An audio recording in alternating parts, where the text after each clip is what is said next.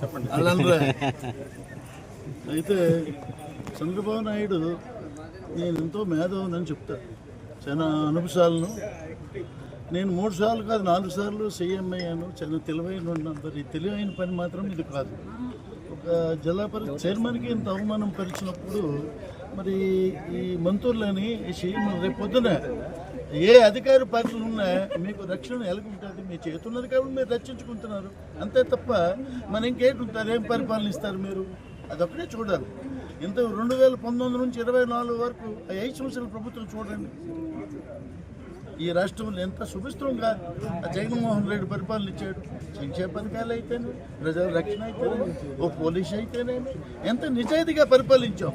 ఈరోజు మీరు red book రాజ్యం అని ఇంక కొత్త పరిపాలన ఏదో ఈ ఆంధ్ర రాష్ట్రంలో ఈ భారతదేశంలో లేనిది తెచ్చి మీరు ప్రజలకి ఇబ్బంది పెడతారు. ఇది పద్ధతి అయిన పరిపాలన కాదు, పద్ధతి కాదు. ప్రజలు మీకేంటి మంచి పరిపాలన ఇవ్వాలని మీరు మేము ఇన్ని సంక్షేమ పథకాలు ఇచ్చాం, మీరు ఇంక మరో సూపర్ 6 అని ఒక 6 ముందుకెళ్ళడం పోయి ఉన్న 6 తీసారు.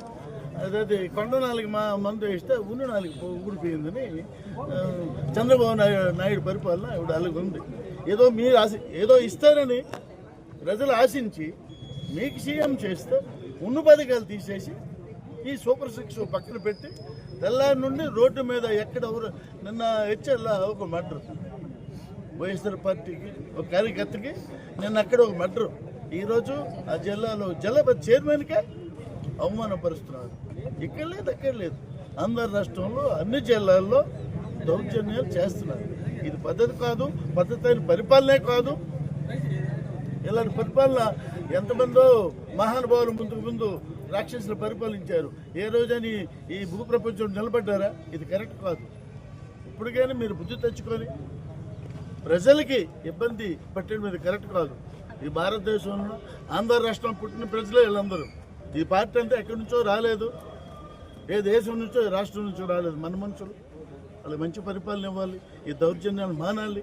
మనకపోతే దీని మీద సరైన నిర్ణయం మేము కూడా తీసుకుంటామని మేము ఈరోజు వైఎస్ఆర్ పార్టీ తరఫున మీకు మనవి చేసుకుంటాం.